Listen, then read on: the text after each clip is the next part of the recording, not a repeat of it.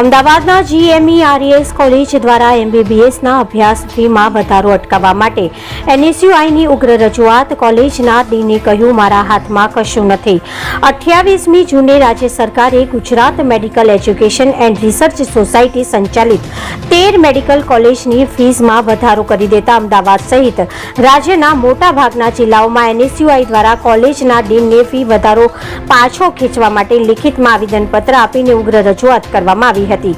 NSUI Ahmedabad શહેર પ્રમુખ તિલકરામ તિવારીએ fee વધારા મુદ્દે પત્રકારો સાથે વાતચીત કરતા જણાવ્યું હતું કે ગુજરાત રાજ્યના વિદ્યાર્થીઓની ઊંચી કે ફી ચૂકવવી અભ્યાસ અર્થે રાજ્ય બહાર જવું ન પડે તે હેતુથી સરકારે 2010માં અંદાજે 8,500 કરોડના કેપિટલ ખર્ચે 13 જિલ્લામાં MBBS તેમજ પોસ્ટ ગ્રેજ્યુએશન કોર્સ માટે GMERS મેડિકલ કોલેજ શરૂ કરી હતી. પરંતુ ગત તારીખ 28મી જૂને રાજ્ય સરકારે Gujarat medical education and research society સંચાલિત 13 મેડિકલ કોલેજની ફીસમાં રાતોરાત વધારો કરી દીધો હતો. આ એ બાબત દર્શાવે છે કે શિક્ષણની મોટી વાતો કરતી વર્તમાન સરકારને વિદ્યાર્થીના ભવિષ્યની કોઈ પણ જાતની ચિંતા નથી.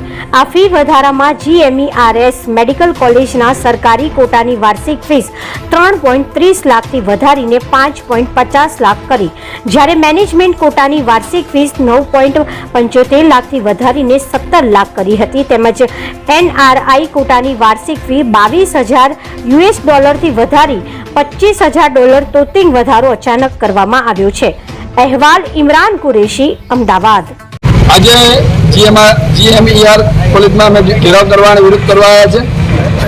ગયા દિવસોમાં ભારતીય જનતા પાર્ટીની ગુજરાત સરકાર દ્વારા જે મેડિકલ કોલેજોમાં જે સરકારી ધોરણોથી 3 લાખથી હેર ફી હતી 5.5 લાખ રૂપિયા કરવામાં આવી. જે ફી મેનેજમેન્ટ કોટામાં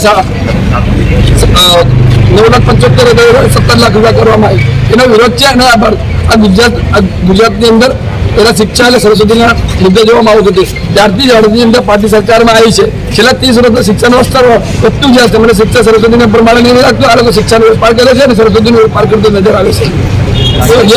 જે તરીકે ભારતીય જનતા પાર્ટી સરકાર દ્વારા ગુજરાત સરકાર દ્વારા જે ફી વધારો કરવામાં આવે, સામાન્ય નબળા ગરીબ મધ્યમ વર્ગના વિદ્યાર્થીઓ જે ડૉક્ટરોના સપના જોઈને ભણતા હોય એમને ભણવાનું મુશ્કેલ ભણવાનું છે. કેમ કે 5.5 લાખ રૂપિયા જેવી રકમ બહુ મોટી રકમ કહેવાય કે 17 લાખ રૂપિયા જેવી રકમ બહુ મોટી રકમ કહેવાય. કોઈ બી વિદ્યાર્થીને સામાન્ય ઘરમાં હોય પગનો વિદ્યાર્થી જે વાલી હોય એ 20,000 થી 25,000 મહિને કમાતો હોય, 20,000 થી 25,000 મહિને કમાય તો છતાં બી 5.5 લાખ રૂપિયા ફી ના ભરી શકે સાહેબ.